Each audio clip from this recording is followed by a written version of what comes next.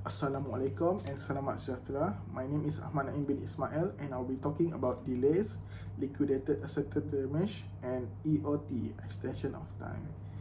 Delays is when a contractor fails to complete the project within the contract time. LAD, liquidated asset damage, is a fine that is imposed on the contractor due to delays that they have caused. EOT, extension of time, is an additional time or period given to the contractor to complete the work.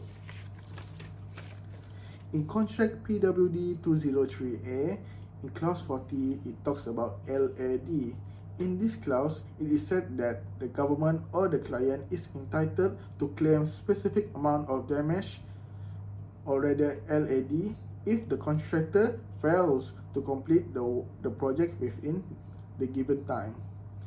Clause 43, it talks about EOT, extension of time. This says about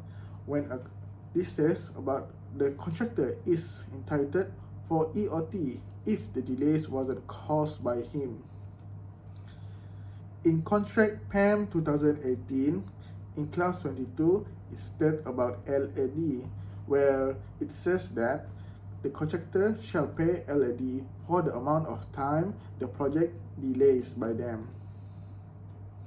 In clause 23, it talks about EOT, where the contractor may apply EOT if he thinks the project is going to be delayed. The contractor must provide a notice and cause of the delays to the architect. In CIDB 2000, it is stated in clause 24 about delays and EOT.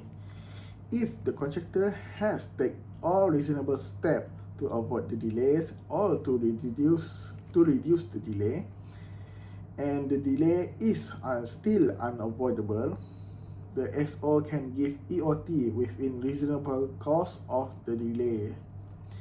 In clause 26, it talks about LAD.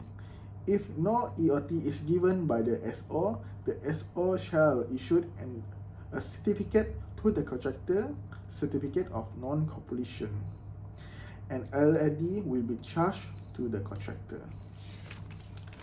Malaysia case that state about delays, LAD, and EOT are first, Sleva Kumar Muharigia versus Tiarajah Resami, 1995.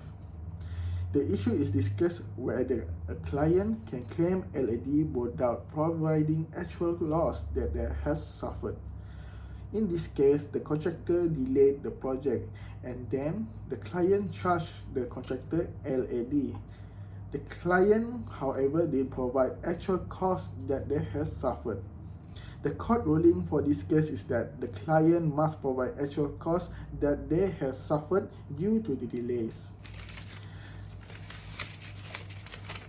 The second case is Cubic Electronics Saspadi Berhad versus Miles Telecommunication Saspadi Berhad 2018. In this case, it is an issue where the LAD can be enforced without strict proof of actual loss that has suffered by the client.